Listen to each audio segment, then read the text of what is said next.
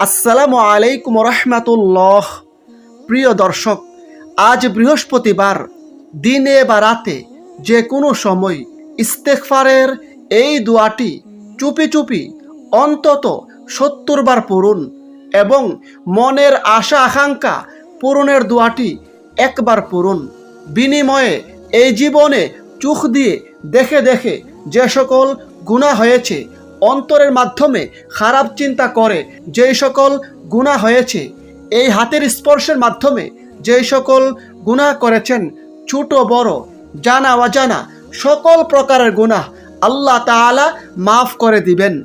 সেই সাথে আল্লাহ তাআলা আপনার মনের আশা আকাঙ্ক্ষা পূরণ করে দিবেন, দুশ্চিন্তা পেরেশানি দূর করে দিবেন, বিপদ মুসিবত থেকে মুক্তি দান করবেন, গায়েবীভাবে সাহায্য করবেন, গায়েবীভাবে রিজিক দান করবেন ইনশাআল্লাহ। দর্শক, ইস্তেগফারের আমল খুবই গুরুত্বপূর্ণ এবং ফজিলতপূর্ণ, তাই কেউ আমলগুলো মিস করবেন না।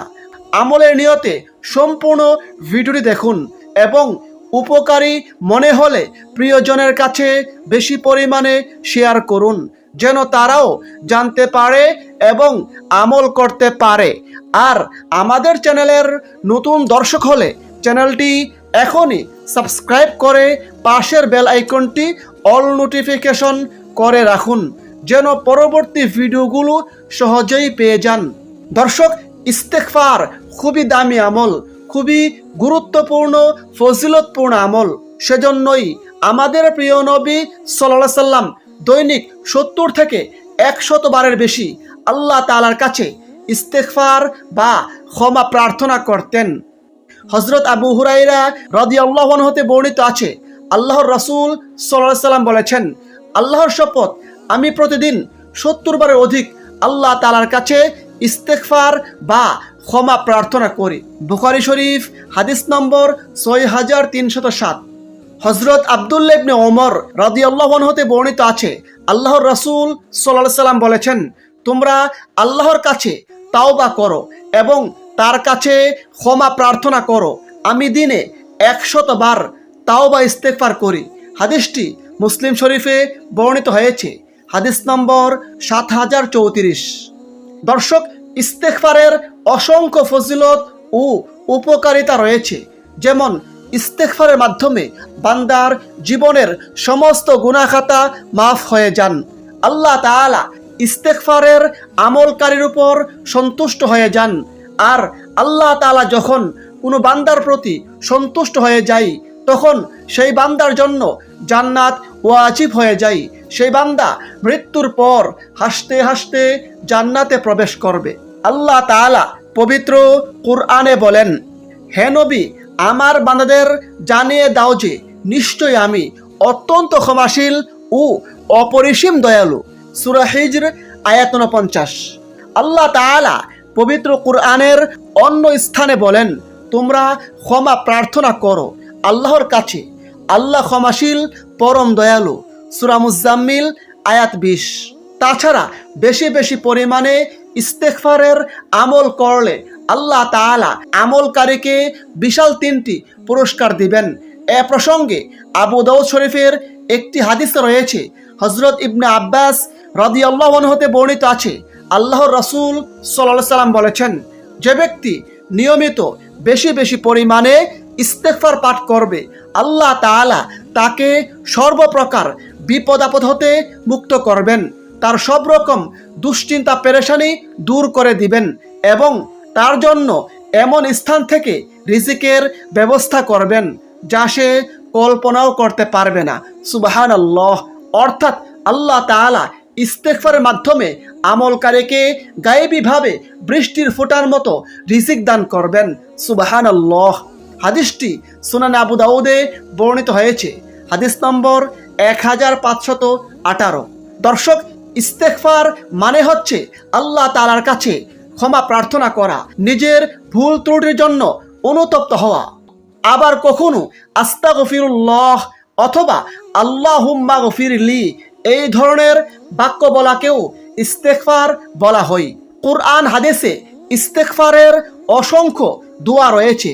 সেই সকল দোয়া থেকে যে কোনো দোয়ার মাধ্যমে আপনি আল্লাহ তাআলার কাছে ইস্তেগফার বা ক্ষমা প্রার্থনা করতে পারেন। তবে আজকের এই ভিডিওতে আমি আপনাদেরকে ইস্তেগফারের খুবই গুরুত্বপূর্ণ, ফজিলতপূর্ণ পবিত্র কোরআন থেকে একটি দোয়া শিখিয়ে দিচ্ছি। আপনারা চাইলে এই দোয়াটির আমল করতে পারেন। দোয়াটি হচ্ছে রব্বি ইন্নী যালামতু নাফসি ফাগফিরলি। রব্বি ইন্নী যালামতু নাফসি ফাগফিরলি। অর্থ, হে আমার প্রভু, নিশ্চয় আমি নিজের উপর জুলুম করেছি, অতএব আপনি আমাকে ক্ষমা করুন। এই দোয়াটি সূরা কাসাসে বর্ণিত হয়েছে, আয়াত নম্বর 16। দর্শক, এখন আসুন আমলটি কিভাবে করবেন সে সম্পর্কে জানিয়ে দেই। আপনি প্রথমে ভালো করে অজু করবেন। অজুর শুরুতে বিসমিল্লাহ এবং অজুর শেষে কালিমায়ে শাহাদাত পাঠ করুন। বিনিময়ে জান্নাতের 8টি দরজা খুলে দেওয়া হবে। এ প্রসঙ্গে হাদিসে রয়েছে, আল্লাহর রাসূল সাল্লাল্লাহু আলাইহি সাল্লাম বলেছেন, তোমাদের কেউ যখন অজু করে আর সে পূর্ণরূপে সুন্দর করে অজু করে, এরপর কালিমায়ে শাহাদাত পাঠ করে, তাহলে তার জন্য জান্নাতের 8টি দরজা খুলে দেওয়া হয়। সে ব্যক্তি যে দরজা দিয়ে ইচ্ছে জান্নাতে প্রবেশ করতে পারবে। সুবহানাল্লাহ। হাদিসটি মুসলিম শরীফে বর্ণিত হয়েছে, হাদিস নম্বর 345। দর্শক, কালিমায়ে শাহাদাত হচ্ছে আশহাদু আল্লা ইলাহা ইল্লাল্লাহু ওয়াহদাহু লা শারীকা লাহু ওয়া আশহাদু আন্না মুহাম্মাদান আবদুহু ওয়া রাসূলুহু। দর্শক, অজু করার পর পারলে 2 রাকাত নফল নামাজ পড়ুন। হাদিসে রয়েছে, হযরত উকবা বিন আমের রাদিয়াল্লাহু আনহু বর্ণিত আছে, আল্লাহর রাসূল সাল্লাল্লাহু আলাইহি সাল্লাম বলেছেন, কোনো মুসলিম যখন সুন্দরভাবে অজু করে দাঁড়িয়ে একাগ্রতার সঙ্গে 2 রাকাত নামাজ আদায় করে, তাহলে তার জন্য জান্নাত অবধারিত হয়ে যায়। সুবহানাল্লাহ। এ প্রসঙ্গে হাদিসটি বর্ণিত হয়েছে আবু দাউদ শরীফে, হাদিস নম্বর 906, তিরমিজি শরীফ, হাদিস নম্বর 1059। দর্শক, ভালো করে অজু করে 2 রাকাত নফল নামাজ পড়ার পর একই জায়গায় বসে চুপি চুপি মনোযোগের সঙ্গে ইস্তেগফারের এই দোয়াটি কমপক্ষে 70 বার পড়ুন। রব্বি ইন্নী যালামতু নাফসি ফাগফিরলি। রব্বি ইন্নী যালামতু নাফসি ফাগফিরলি। তারপর ইসমে আজম বা মনের আশা আকাঙ্ক্ষা পূরণের দোয়াটি অন্তত একবার পড়ুন।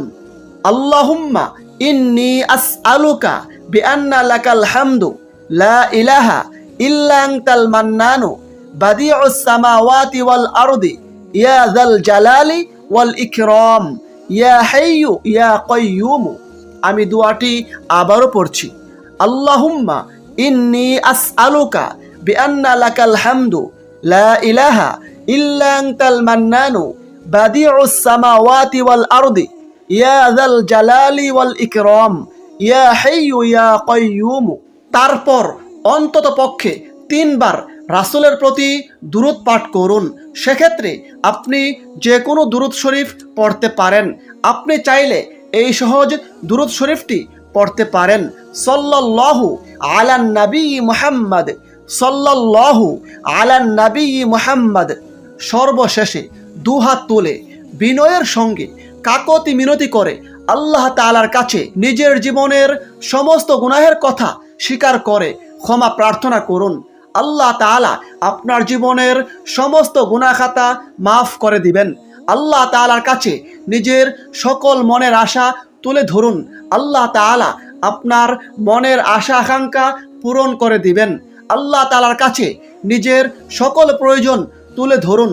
আল্লাহ তাআলা আপনার সকল প্রয়োজন পূরণ করে দিবেন ইনশাআল্লাহ। মহান আল্লাহ তাআলা আমাদের সকলকে বেশি বেশি পরিমাণে ইস্তেগফারের আমল করার তৌফিক দান করুন। আমিন। আসসালামু আলাইকুম ওয়া রাহমাতুল্লাহ।